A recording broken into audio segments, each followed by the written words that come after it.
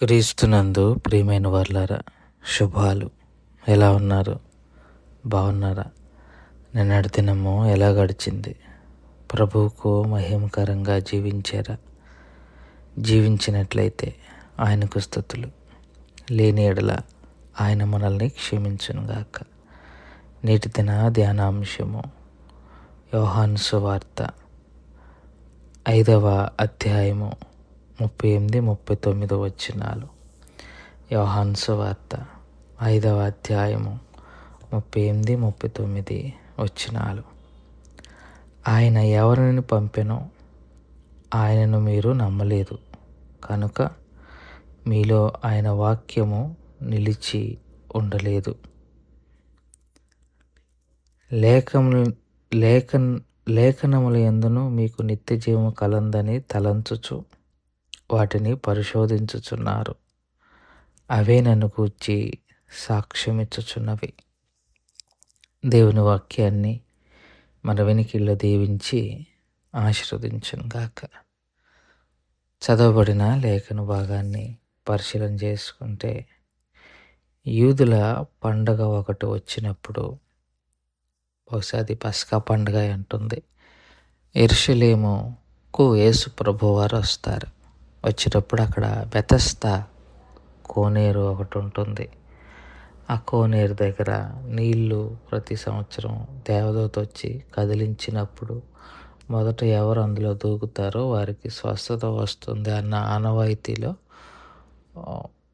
ఒక సందర్భం ఉంటుంది కదా. ఒకడు వెళ్ళలేకపోతే యేసయ్య వాడిని స్వస్థపరుస్తాడు. ఆ సందర్భంలో కొంతమంది యూదులు అక్కడ చేరతారు. అది విశ్రాంతి దినము. ఆ విశ్రాంతి దినమందు తర్వాత రోజు విశ్రాంతి దినమందు కొంతమందిని యేసు ప్రభువారు స్వస్థపరిచినప్పుడు అక్కడ యూదులకు యేసు ప్రభువారికి మధ్య కొద్దిగా డిబేట్ నడుస్తుంది. ఆ డిబేట్లో భాగంగానే యేసు ప్రభువారు ఈ చెప్పబడిన మాటలు చెప్పారు. అదేంటంటే, ఆయన ఎవరిని పంపెనో ఆయనను మీరు నమ్మలేదు గనుక మీలో ఆయన వాక్యము నిలిచి ఉండలేదు అన్నాడు ముందు 38వ వచనంలో. అంటే ఆయన ఎవరిని పంపినో ఆయనను మీరు నమ్మలేదు అన్నారు. ఆయన ఎవరు అంటే తండ్రి. ఎవరిని పంపెను అని అంటే బాప్తీసం ఇచ్చే యోహాను గురించి. బాప్తీసం ఇచ్చే యోహాను గురించి అంటే బాప్తీసం ఇచ్చే యోహాను పంపబడి నా గురించి సాక్ష్యం ఇచ్చాడు, కానీ మీరు ఆ సాక్ష్యాన్ని నమ్మలేదు. ఎందుకు నమ్మలేదంటే మీలో వాక్యం నిలిచి ఉండలేదు. ఆ తర్వాత ఏమంటారు? లేఖనముని యందు మీకు నిత్య జీవము కలదని తలంచుచు వాటిని పరిశోధించుచున్నారు. అవే నన్ను గురించి సాక్ష్యం ఇచ్చుచున్నవి అన్నాడు. తర్వాత అలాగే మీరు వాక్యాన్ని చదువుతూ ఉన్నారు, అందులో నిత్య జీవాన్ని గురించి చదువుతూ ఉన్నారు, కానీ ఆ నిత్య జీవం ఉందని ఏ లేఖన భాగాన్ని అయితే చదువుతున్నారో ఆ లేఖన భాగం కూడా నా గురించే సాక్ష్యం ఇచ్చుచున్నది అని అన్నారు. ఇక్కడ విషయం ఏంటంటే, యూదులు తండ్రి పంపిన కుమారుణ్ణి నమ్మలేదు, సాక్ష్యాన్ని నమ్మలేదు, లేఖనాలని నమ్మలేదు. సాక్ష్యం ఎవరో? బాప్తీసం ఇచ్చే యోహాను. ఆయన్ని నమ్మలా, లేఖనాలని నమ్మలా. కానీ ఎదురుగా ఉన్న ఆయన మాత్రం ఎవరైతే ఆ నిత్య జీవాన్ని ఇవ్వగలరో ఆయన ఎదురుంటే ఆ ఎదురుగా ఉన్న మనిషిని గుర్తించలేని దౌర్భాగ్య స్థితిలో వాళ్ళు ఉన్నారు. ఇవాళ 99 మంది క్రైస్తవులు అంతే. నిజంగా సత్యవాక్యాన్ని చెప్పేవారిని నమ్మరు, లేఖనాలు చదివితే ఎక్కవు.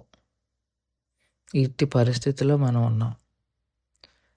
ప్రభువును మళ్ళీ మన దేవుడని కొలుస్తున్నాం, ఆరాధిస్తున్నాం, కానీ అవేవి కూడా మన గ్రాహ్యంలోనికి, మన అర్థంలోనికి రావటం లేదు.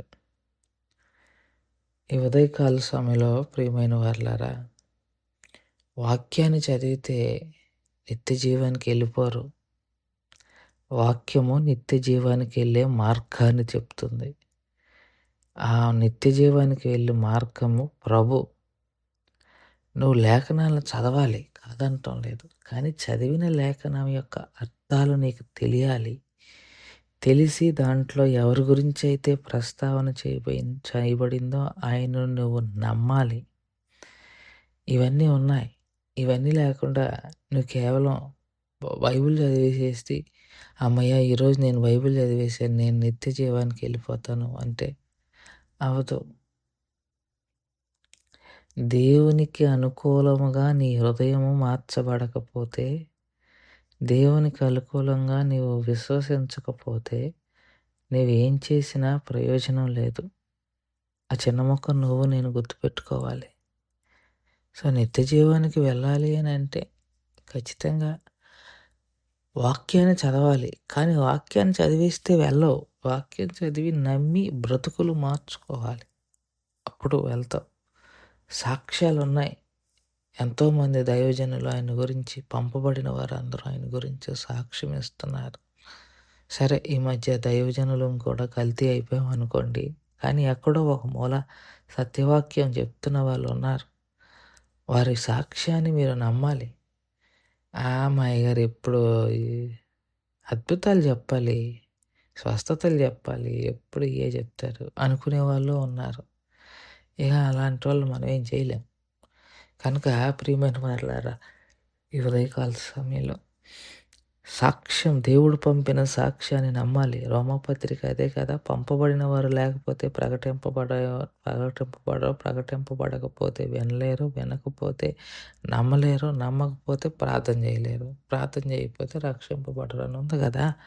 మరి ఇక్కడ పంపబడిన వారి మాట వినాలి కదా.